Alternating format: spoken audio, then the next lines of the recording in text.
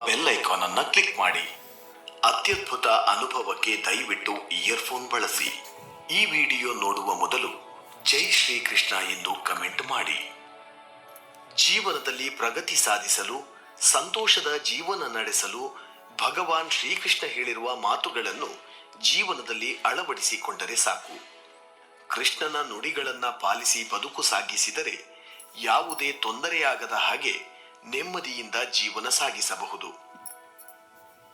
ಭಗವಾನ್ ಶ್ರೀಕೃಷ್ಣ ಹೇಳಿರುವ ಹಾಗೆ ಜೀವನದಲ್ಲಿ ಒಂಟಿಯಾಗಿರುವುದು ಮತ್ತು ತಾಳ್ಮೆಯಿಂದ ಇರುವುದು ಬಹಳ ಮುಖ್ಯ ಆಗುತ್ತದೆ.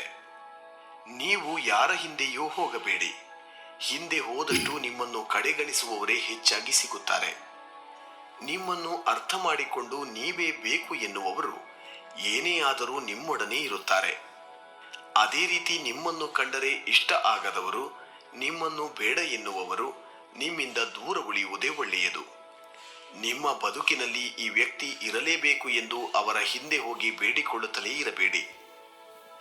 ಏಕೆಂದರೆ ಈ ಪ್ರಪಂಚದಲ್ಲಿ ಯಾರೂ ಕೂಡ ಶಾಶ್ವತವಲ್ಲ. ಅದೇ ರೀತಿ ಯಾವ ವಸ್ತುವು ಶಾಶ್ವತ ಅಲ್ಲ.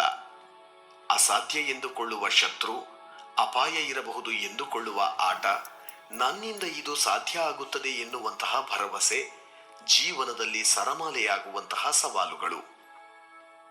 ನಿಮಗೆ ಯಶಸ್ಸು ಸಿಗುವುದು ಇವುಗಳಿಂದ. ಮನುಷ್ಯರಷ್ಟೇ ಅಲ್ಲ, ಭಗವಾನ್ ಶ್ರೀಕೃಷ್ಣನಲ್ಲೂ ನೋವುಗಳಿದ್ದವು. ಆದರೆ ಕರ್ತವ್ಯಗಳ ಎದುರು ಆ ನೋವುಗಳು ನೆಲೆ ಕಾಣಲಿಲ್ಲ. ಈ ಬದುಕಿನಲ್ಲಿ ನಂಬಿಕೆಗೆ ಅರ್ಹರಾಗುವ ವ್ಯಕ್ತಿಗಳು ಸಿಗುವುದು ಬಹಳ ಕಡಿಮೆ. ಹಾಗಾಗಿ ನೀವು ಜೀವನದಲ್ಲಿ ಯಾರಾದರೂ ಒಬ್ಬ ವ್ಯಕ್ತಿಯನ್ನ ನಂಬುವುದಕ್ಕಿಂತ ಮೊದಲು 100 ಬಾರಿ ಯೋಚನೆ ಮಾಡಿ. ಏಕೆಂದರೆ ನಿಮ್ಮದೇ ಆಗಿರುವ, ನಿಮ್ಮ ದೇಹದಲ್ಲೇ ಇರುವ ನಿಮ್ಮ ಸ್ವಂತ ಹಲ್ಲುಗಳು ಕೂಡ ಕೆಲವೊಮ್ಮೆ ನಿಮ್ಮ ನಾಲಿಗೆಯನ್ನು ಕಚ್ಚುತ್ತವೆ. ಈ ಕಲಿಯುಗದಲ್ಲಿ ಪ್ರತಿಯೊಬ್ಬ ಮನುಷ್ಯನು ಹರಿಸುವ ಕಣ್ಣೀರಿನ ಹನಿಗೂ ಬೆಲೆ ಇದೆ. ಪ್ರತಿಯೊಬ್ಬ ಮನುಷ್ಯ ಹರಿಸುವ ಒಂದೊಂದು ಕಂಬನಿ ಹನಿಯ ಹಿಂದೆ ಕೂಡ ಆ ವ್ಯಕ್ತಿಯ ಹಿಂದಿನ ಜನ್ಮದ ಕರ್ಮದ ಫಲ ಇರುತ್ತದೆ. ಆ ಕರ್ಮದ ಫಲವನ್ನು ಎಲ್ಲರೂ ಅನುಭವಿಸಲೇಬೇಕು.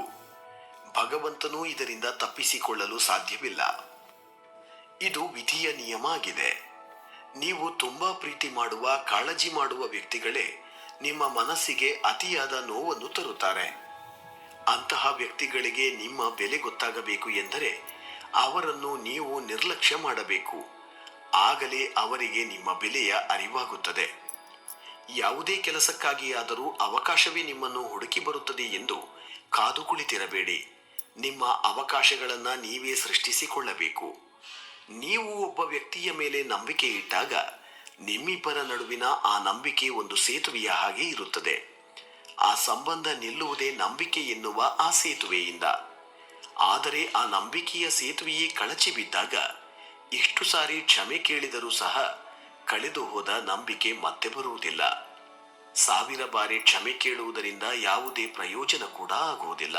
ಒಬ್ಬ ವ್ಯಕ್ತಿಗೆ ಹಾನಿ ಮಾಡಬೇಕು ಎಂದು ಯೋಚಿಸಿ ಅವರಿಗೆ ಕೆಸರು ಹಾಕಲು ಹೋದಾಗ ಕೆಸರು ಮೊದಲು ನಿಮ್ಮ ಕೈಗೆ ಆಗುತ್ತದೆ ಎನ್ನುವುದನ್ನು ನೆನಪಿನಲ್ಲಿ ಇಡಿ. ಅದೇ ರೀತಿ ಒಬ್ಬ ವ್ಯಕ್ತಿಗೆ ಒಳ್ಳೆಯದನ್ನು ಮಾಡಲು ಹೊರಟು ಅವರಿಗೆ ಗಂಧ ಹಚ್ಚಲು ಹೋದಾಗ ನಿಮ್ಮ ಕೈಗೆ ಮೊದಲು ಗಂಧವಾಗುತ್ತದೆ. ಒಬ್ಬ ವ್ಯಕ್ತಿಗೆ ನೀವು ಏನು ಮಾಡಬೇಕು ಎನ್ನುವುದನ್ನು ಯೋಚನೆ ಮಾಡಿ ಆಯ್ಕೆ ಮಾಡಿ. ಜೀವನದಲ್ಲಿ ನೀವು ಆಸೆ ಪಟ್ಟ ದೊಡ್ಡ ದೊಡ್ಡ ವಸ್ತುಗಳು ಸಿಕ್ಕಿವೆ ಎಂದು ಮೊದಲಿಗೆ ನಿಮ್ಮ ಜೊತೆಗಿದ್ದ ಆ ಪುಟ್ಟ ವಸ್ತುಗಳನ್ನು ಮರೆತು ಬಿಡಬೇಡಿ. ಏಕೆಂದರೆ ಪ್ರಪಂಚದಲ್ಲಿ ಎಲ್ಲ ವಸ್ತುಗಳಿಗೂ ಅದರದೇ ಆದ ಪ್ರಾಮುಖ್ಯತೆ ಇದೆ. ಒಂದು ಸೂಜಿ ಮಾಡುವ ಕೆಲಸಗಳನ್ನು ಒಂದು ಖಡ್ಗ ಮಾಡಲು ಸಾಧ್ಯ ಆಗುವುದಿಲ್ಲ. ನಿಮ್ಮ ಬಳಿ ವಿದ್ಯೆ ಇಲ್ಲದೇ ಇದ್ದರೆ ಜ್ಞಾನವೂ ಇರುವುದಿಲ್ಲವೇ? ನಿಮ್ಮ ಬಳಿ ಹಣ ಇಲ್ಲದೆ ಇರಬಹುದು, ನೀವು ಶ್ರಮ ಪಡುವುದಿಲ್ಲವೇ? ನಿಮ್ಮ ಬಳಿ ಹಣ ಇಲ್ಲದೆ ಇರಬಹುದು, ಆದರೆ ನಿಮ್ಮ ಬಳಿ ಧರ್ಮ ಇಲ್ಲವೇ?